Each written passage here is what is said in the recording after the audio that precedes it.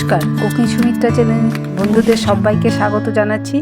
আজ বন্ধুদের সাথে শেয়ার করলাম শুধুমাত্র দুটো ডিম দিয়ে একটি হেলদি রেসিপি। ছোট্ট শিশু থেকে বড়রা সবাই পছন্দ করবে। বাচ্চারা বায়না করলে রেসিপিটি অবশ্যই বানিয়ে দিতে পারবে।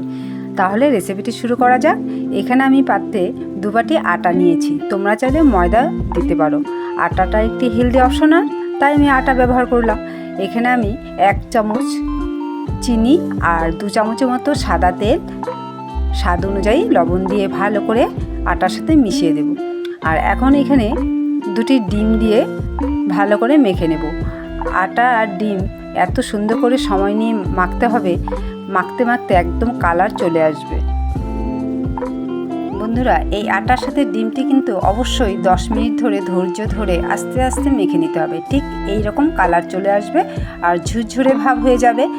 এখন এটিকে ভালো করে একটি ড্র করে নিতে হবে। তাহলে কেমন করে সামান্য অল্প অল্প জল দিয়ে এটা ড্র হয়ে যাবে, কারণ ডিম দিয়ে অর্ধেকের বেশি মাখা হয়ে গেছে। এখন অল্প অল্প জল দিয়ে সুন্দর একটি সফট ড্র করে নিতে হবে। এই তো করে নিয়েছি। এখন ওপরে সামান্য তেল দিয়ে আমি 5 মিনিটের জন্য ঢেকে রেখে দিলাম, কারণ তাহলে ওপরটি শুকনো হয়ে যাবে না। এখন এইদিকে ছোট্ট একটি পাত্রে আমি 2 চামচের মতো সাদা তেল আর আটা নিয়ে নিলাম।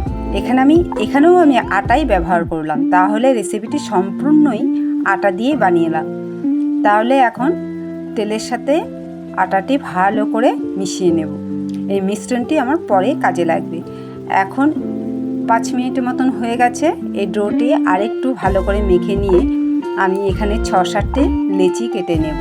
বন্ধুরা, অবশ্যই বাড়িতে একদিন বাচ্চারা যদি বায়না করে কি খাবো, বিকেলবেলা হলে তো ওরা বায়না করে যে কি খাবো, তখন এই রেসিপিটি অবশ্যই বানিয়ে দিও, তারা মন খুশি করে খাবে।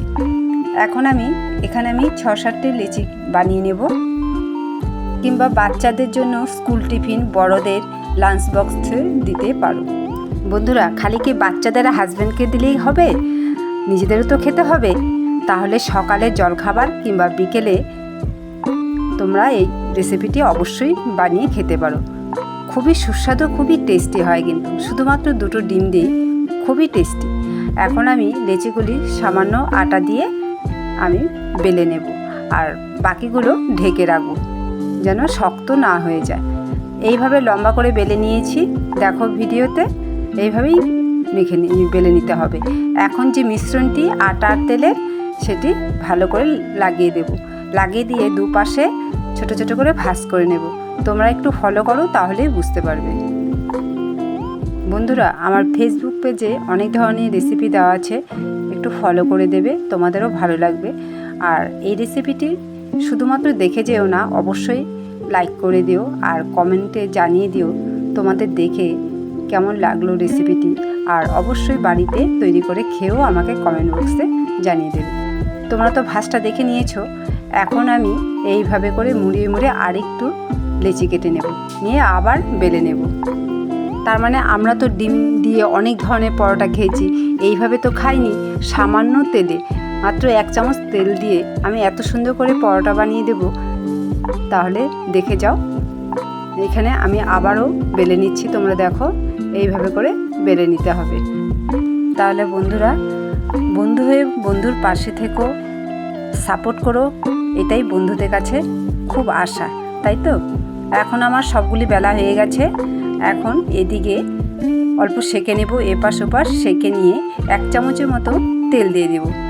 তাহলে দেখো এরকম 1 চামচের মতো তেল দিয়ে ভেজে নেব, তাহলে খুবই টেস্টি হবে।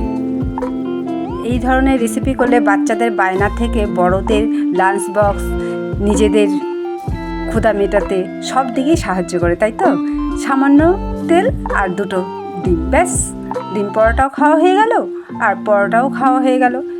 বন্ধুরা, আশা করছি আমার ভিডিওটি শুরু থেকে শেষ পর্যন্ত দেখে তোমাদের খুবই ভালো লাগবে। দেখে অবশ্যই একটি লাইক, কমেন্ট বেশি বেশি করে বন্ধুদের সাথে শেয়ার করে দিও। আর অবশ্যই চ্যানেলটিকে নতুন বন্ধু হলে সাবস্ক্রাইব করে আমার পাশে থেকো।